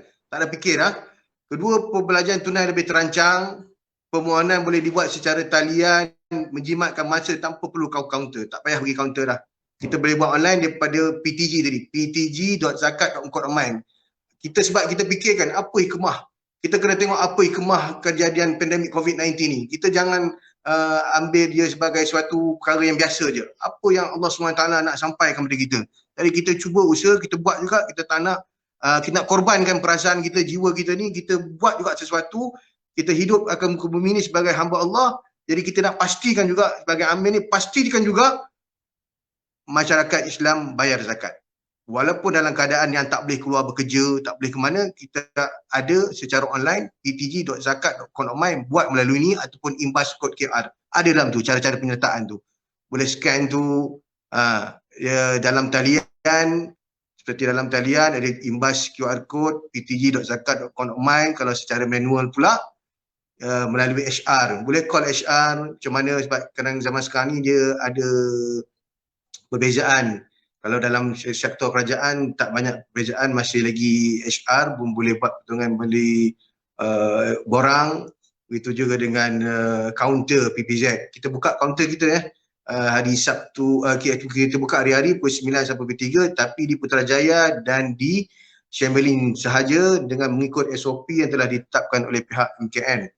Dan kita galakkan dengan kita tawarkan hadiah kepada mereka yang bertuah lah kita katakan. Ramai-ramai potongan tu kita cabut, kita buat dua kategori, itu kepada pembayar baru dan pembayar yang menambah bilangan bayarannya melalui potongan bulanan. Dan mudah-mudahan dengan hadiah-hadiah ni dapat membantu juga, sebab kita tawarkan hadiah bukan hadiah lain. Kita tahu zaman sekarang ni PDPR ni, ya Allah, memang ibu bapa sekarang ni di rumah ni minta tolonglah sangat-sangat. Macam saya pun sendiri, anak saya 5 orang, 5 bersekolah PDPR. Wah, Allah ujiannya cukup besar. Kita faham, jadi kita renung, kita tengok guru guru pun sebelum mengajar depan mata tiba-tiba nak kena buat PDPR, kan. Kita tahu dia bukan murid dia ramai. Macam kita, anak kita depan mata pun kita dah susah dah. Kita dah rasa ya Allah, macam ni ke nak didik anak-anak. Walaupun anak kita seorang, kita satu, dan kita sebelum ni tak pernah mengajar anak-anak, tapi kita terpaksa ajar. Kita rasa suatu pengorbanan yang besar. Korban juga. Korban perasaan kita. Jangan marah-marah anak-anak ni. Kita buat tenang, tapi nak buat macam mana kan. Kalau mengajar tahulah kan. Tambah-tambah pada yang ibu ni kan. Ya Allah. Kita faham kan. Yang macam saya di rumah pun, bapa lelaki ni bolehlah ajar sikit-sikit, ajar. Tapi kita cuba kawal perasaan kan. Kalau yang tak kawal perasaan tu yang kita risau, marah. Ada yang marah guru, ada yang marah ni. Tolonglah tuan-tuan dan perempuan supaya kita tenangkan diri kita. Baik, hadiah-hadiah tu tuan-tuan tengok ada untuk penggunaan PDPR kebanyakannya. Laptop ada 8, ada tablet 10, ada hadiah berupa telkong dan sebagainya. Produk asnaf pun ada. Produk asnaf kita khaskan asnaf-asnaf yang membuat niaga, bisnes. Kita bagi bantuan pada asnaf. Kita nak dia keluar diri dia daripada menjadi asnaf kepada pembayar zakat pula. Maka kita beri dia bantuan, dia berniaga dan kita bantu dia. Hadiah-hadiah ni tadi yang peniaga tadi, barang-barang dia kita jadikan dia sebagai hadiah juga. Mudah-mudahan apa yang kita lakukan ini mendapat keredaan Allah Subhanahu Wa Taala, menjadikan kita taqarrub, mendekatkan diri kita lagi kepada Allah Subhanahu Wa Taala. Akhir kata, kita punya kempen ini, dia punya slogan dia adalah sikit dikongsi, banyak disyukuri. Firman Allah Subhanahu Wa Taala yang bermaksud, ya kamu bersyukur, nescaya aku akan tambah nikmatku kepada kamu, dan jika kamu kufur ingkar, sesungguhnya azabku amat pedih. Sadaqallahul azim. Mudah-mudahan kita semua berlapang dada, kita cari jalan fastabiqul khairat. Jangan melengah-lengah. Terus ptg.com.my, tambah bayaran anda supaya hati kita akan menjadi tenang, sebabkan ketenanganlah yang kita nakkan dalam kehidupan kita Amin, ini sebelum kita menghadap Allah Subhanahu Wa Taala. Amin. Terima kasih. Alhamdulillah. Terima kasih kepada Ustaz Adha di atas penerangan berkenaan dengan kempen tu. Wah, dapat idea lagi tu. Oh, dapat laptop. Saya pun susah ni nak PDPR. Padahal baru seorang ni Ustaz. Baru seorang. Seorang je lah. Isi seorang. Anak seorang. Tapi itulah kita lelaki relax je Ustaz. Kita tenang-tenang je, tenang-tenang. Kan? Yang penting yang pentingnya ibu dia. Kan ibu dia, kita biasalah lelaki kita tenang je, relax sudah. Okey, jadi itu terima kasih kepada Ustaz yang mana yang dah terangkan berkenaan dengan kempen. Tuan-tuan dan puan-puan ambil peluang ni, ambil tindakan dan apa yang sepatutnya dibuat, buat pertambahan, yang mana yang tak mula lagi, mulakan dengan segera insya-Allah. Jadi kita nak pergi kepada Ustaz Ashraf. Kita dah sampai pun, hampir nak sampai ke penghujung dah pun. Sikit je lagi ni insya-Allah. Ustaz, mungkin sedikit secara ringkas dan padat berkenaan dengan Islam dan dalam keadaan PKP, dalam keadaan suasana susah macam ni. Of course ada orang yang sedih, ada orang yang ditimpa macam-macam ujian. Yang ni kena ujian yang macam ni, yang ni kena ujian macam ni. Macam kita yang masih ada lagi pendapatan ni, kita ditimpa oleh ujian push ni. Hari-hari ada orang WhatsApp ni, Miro tolong aku perlukan ni. Kita bagi sikit. Miro aku perlukan ni sikit-sikit, bantu aku Miro, insya-Allah lepas habis pandemik ni aku bayar balik. So ada juga ujian ni. Kalau dah 100 orang rasa nak campak telefon tu Ustaz. Itu ujian juga untuk kita tu, ujian juga untuk kita. Kalau kita campak telefon tu, dah keluar duit lagi nak beli telefon yang lain.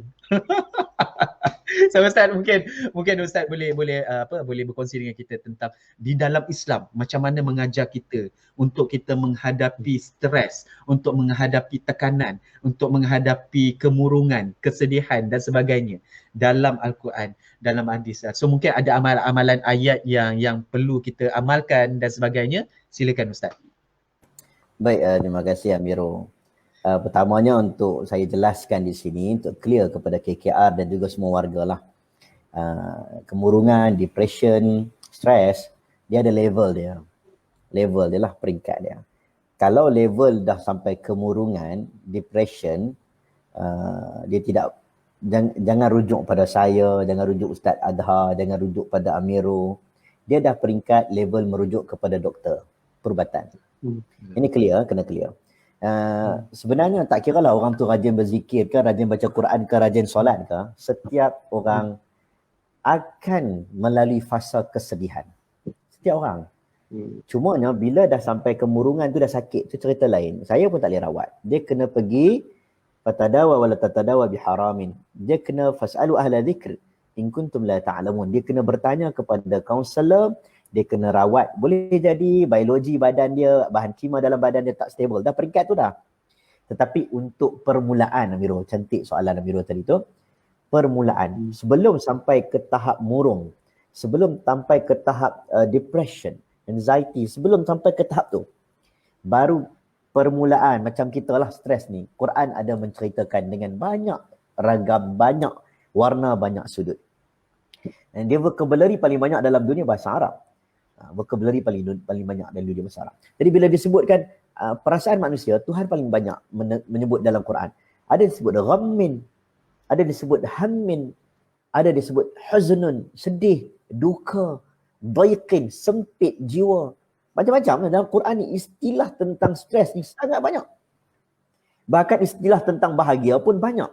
Ada orang bahagia kerana ini, ada kerana itu, betul biasa manusia. Jadi bila dalam Quran, yang boleh kita tengok, boleh mempengaruhi jiwa kita dengan stres ni ada macam-macam sebab. Faktor genetik pun ada. Saya selalu dengan orang doktor-doktor dalam musim sebulan dua ni, sebulan dua ni tak, orang kata asyik duk cerita tentang stres ya. Tentang stres. Semua pakat duk kupas isu ni dan banyak forum dengan doktor-doktor perubatan, kaunselor-kaunselor, psikiatris. Dan kita cakap apa fungsi ustaz-ustaz dan juga orang di depan. Dia bukan fungsi rawat bagi doktor, tetapi fungsinya adalah kita jadi frontliner untuk ubah stigma masyarakat. Sesungguhnya sakit mental, sakit kemurungan itu adalah bukan satu keaiban. Kita kena cakap. Dan kita duduk di depan ni untuk beritahu, okey, kalau kamu dalam keadaan putus asa, la tayasu min rauhillah, jangan kamu putus asa dengan rahmat Allah. Sesungguhnya orang yang putus asa dengan rahmat Allah itu, orang itu merasakan Allah tidak boleh settle masalah dia. Dia berputus asa dengan Allah. Ini ada ayat-ayat Quran yang memberi gambaran. Kita boleh cakap benda itu pada peringkat yang awal sebelum sampai ke sakit. Kita boleh cakap tentang wa'asa an takrahu syai'an wa huwa khairul lakum, wa'asa an tuhibbu syai'an wa huwa syarrul lakum. Boleh jadi apa yang kamu suka, benda itu tak baik. Boleh jadi apa yang kamu tak suka, benda itu baik. Kita bagi motivasi bersifat ayat yang sederhana. Dan kita boleh sebut tentang macam mana sesungguhnya alladzina istaqamu lillah, merasakan Allah itu ada bersama. Sebab orang yang murung ni Ustaz, saya ada forum-forum dengan psikiatris ni, orang murung Ustaz, kalau dia masuk dalam selimut, dia rasa nak keluar selimut pun tak boleh. Dia nak keluar selimut, rumahnya besar. Quran sebut, wa may yuhajir fi sabilillah yajid fil ardi muragaman katsiran wa sa'a. Quran sebut, boleh jadi ada orang itu merasakan dunia itu luas walaupun rumahnya tak ada. Dia rasa rumah, rezeki Allah itu luas, dia boleh rasa. Sebab itu Quran sebut, faman yuridillahu an yahdiyahu yashrah sadrahu lil Islam wa man yurid an yudillahu yaj'al sadrahu dayyqan harajan ka'annama yas'adu fis sama'. Susah sebut. Dia nak bagi tahu kata ada orang dadanya lapang. Kalau tidak tak adalah surah Alam Nashrah. Dada lapang. Bila dia buka dada, Allah lapangkan dada. Sebab itu orang psikologi sebut siapa yang lemas, kalau dia lemas, orang yang mana orang tersebut dalam keadaan panik lebih mudah, lebih cepat mati daripada orang yang tak panik. Quran guna sadrah. Menggambarkan kita ni kadang-kadang kita kena faham. Sadrahu, jiwa kita ni kadang rasa sempit. Seumpama naik gunung yang tinggi, macam tak ada oksigen. Padahal bukan begitu. Tapi sebenarnya kesempitan hidup, stres, kemurungan yang berlaku. Jadi kita duduk kat depan, kita kena bagi tahu.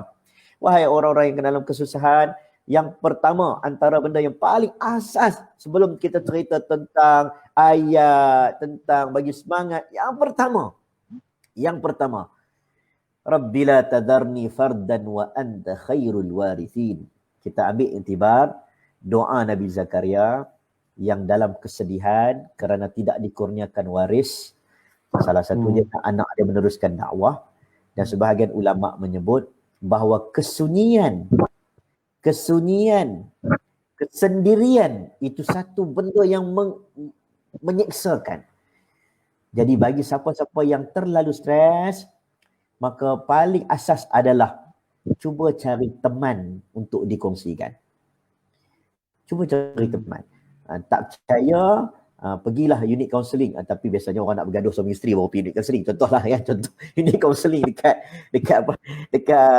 kantor pejabat agama.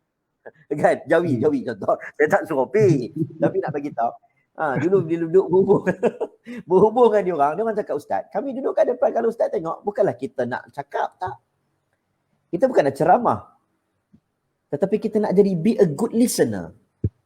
Sebab tu bila dia orang datang, pasangan datang, sebelum ni tak boleh nak luah.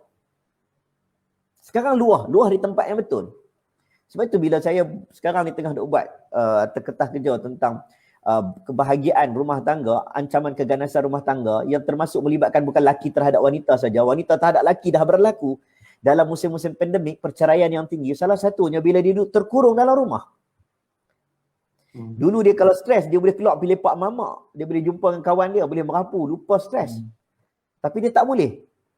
Masalah yang ada dalam rumah itu, dia tak boleh keluar. Dia tetap stay dalam rumah. Akhirnya berlakulah benda-benda yang tak sepatutnya. Jadi bila kita tengok, salah satu benda paling asas adalah kalau dalam stres, dalam kemurungan, hiduplah secara berjemaah, carilah rakan-rakan, luahkan pandangan, cerita masalah anda. Itu salah satu terapi paling bagus. Sebab tu bila tengok kaunselor, kita pergi kaunselor tak cakap, kita yang duduk luah. Dia duduk dengar, dia lambung suruh kita cakap. Sebab orang yang meluahkan itu sebenarnya telah menghilangkan separuh daripada kesengsaraan hidup dia. Jadi benda tu yang membuatkan kita faham, kita bagi semangat untuk semua orang. Kalau ada masalah, cubalah cari ruang-ruang untuk berhubung dengan manusia sekeliling. Kerana Nabi Zakaria mengharapkan anaknya juga. Nabi Musa mengharapkan pembantunya Nabi Harun.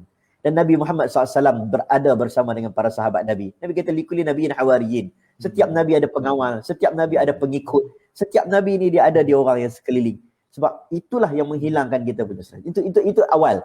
Selain daripada ayat-ayat amalan lah, baca Quran lah, apa semua tu, ya tak dinafikan.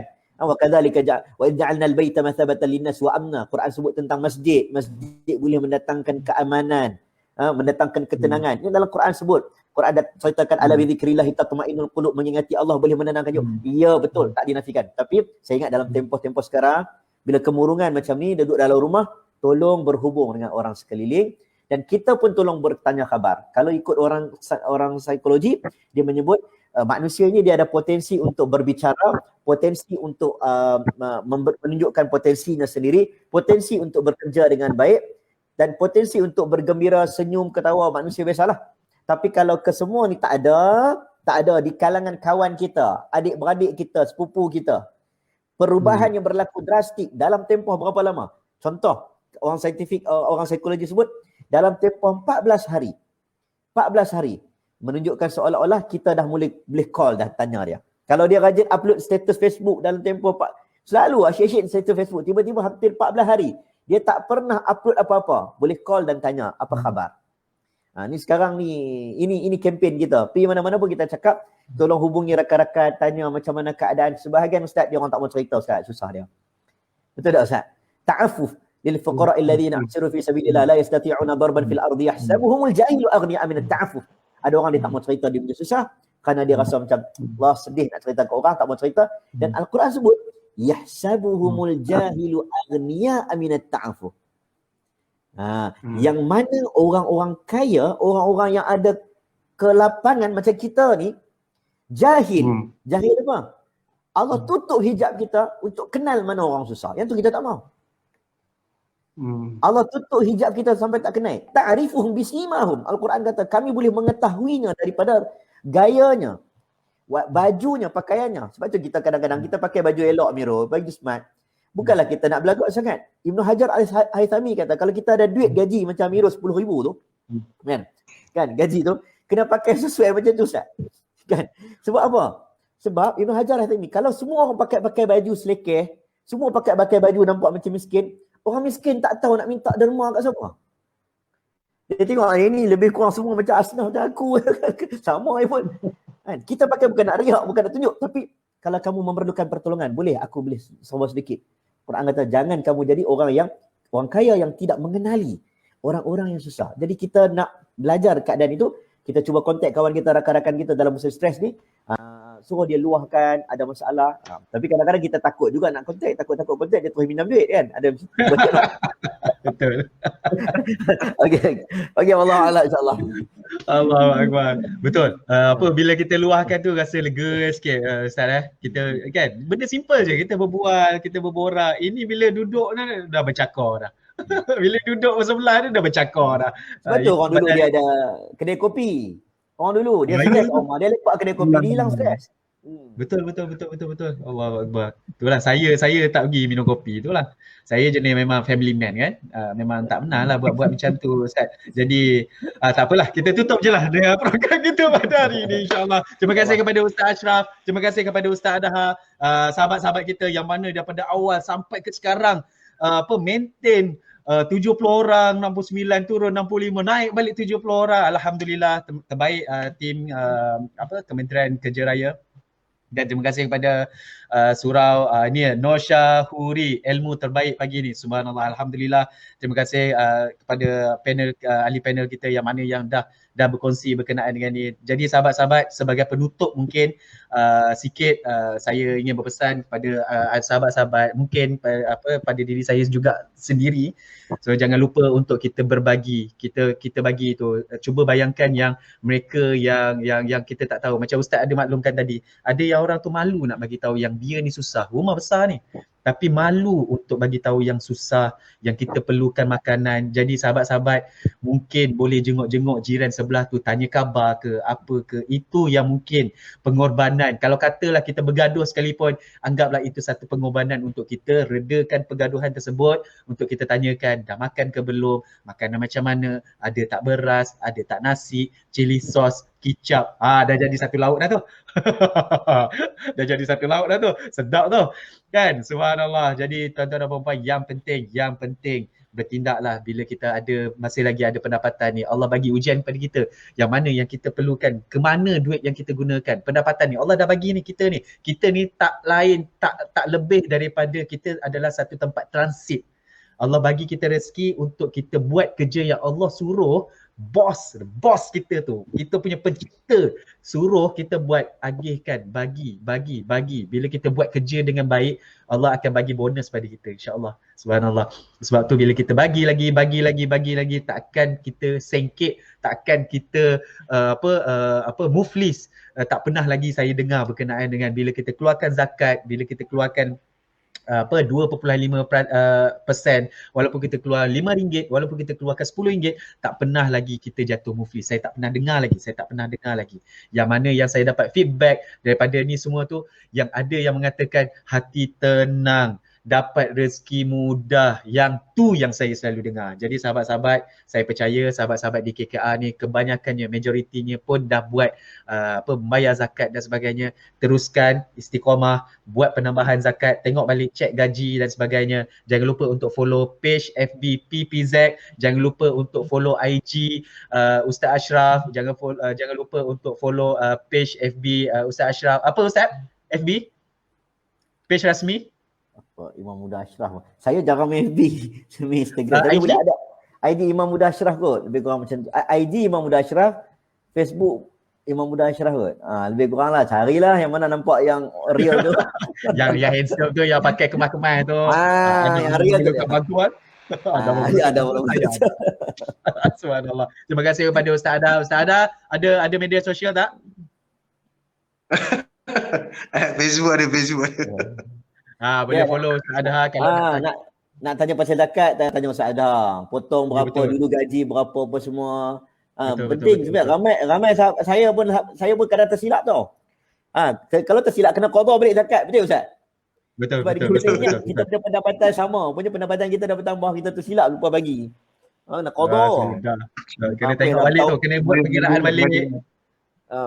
Betul. Jadi sahabat-sahabat yang mana yang dah bersama dengan kita, alhamdulillah, kita nak bukakan pada soalan tapi dah tengok pada masa sebenarnya habis 11.30, so minta maaf kepada Urustia AJK sahabat-sahabat. Sekarang ni dah 11.36 dan 6 minit terlebih dah. Syok berkongsi ilmu, subhanallah. Jadi insyaAllah panjang umur, kita jumpa lagi pada masa-masa akan datang. Yang baik itu datang daripada Allah Subhanahu Wa Taala, yang kurang itu datang daripada diri saya sendiri. InsyaAllah kita jumpa lagi pada yang akan datang, insyaAllah. Saya serahkan kepada host kita, Ustaz. Terima kasih Ustaz Amirul. Alhamdulillah kita selesai sesi wacana ilmu ni bersama ahli panel yang telah mengupas begitu panjang lebar dan menarik sekali berkaitan tajuk kita pada pagi ini. Jadi kita juga kepada ahli panel Ustaz Ashraf, terima kasih banyak, Ustaz Ahmad Azhar, dan tak lupa juga pada moderator kita Ustaz Amirul kerana sudi bersama dengan kita pada pagi ini meluangkan masa dalam lebih kurang 1 jam 40 minit lebih kurang. Saya kira satu perkongsian ilmu yang sangat menarik pada pagi ini. Dan tak lupa juga terima kasih kepada PPZ Mawib, Surau Kementerian Kerja Raya serta kru-kru teknikal di belakang tabir sehingga berjayanya program kita pada pagi ini berjalan dengan lancar. Dan kita menamatkan sesi kita pada pagi ini, saya ingin ingatkan kepada semua peserta yang mengikuti program ini pada awal hingga akhir agar mengisi borang penilaian berdasarkan yang kita tertera di telefon masing-masing dulu. Jangan lupa mengisi borang untuk melayakkan tuan-tuan mendapat slip kehadiran khusus jangan lupa, saya ingatkan sekali lagi. Dan saya akhirilah yang program ini pada pagi ini dengan ingatan agar kita sentiasa bersama menjaga ataupun mematuhi SOP yang telah ditetapkan bagi mengelakkan penularan COVID-19. Dan saya terima kasih kepada semua yang terlibat sehingga program ini berjalan dengan lancar. Dan saya akhiri dengan wabillahi taufiq wal hidayah. Wassalamualaikum warahmatullahi wabarakatuh. Assalamualaikum. Waalaikumsalam.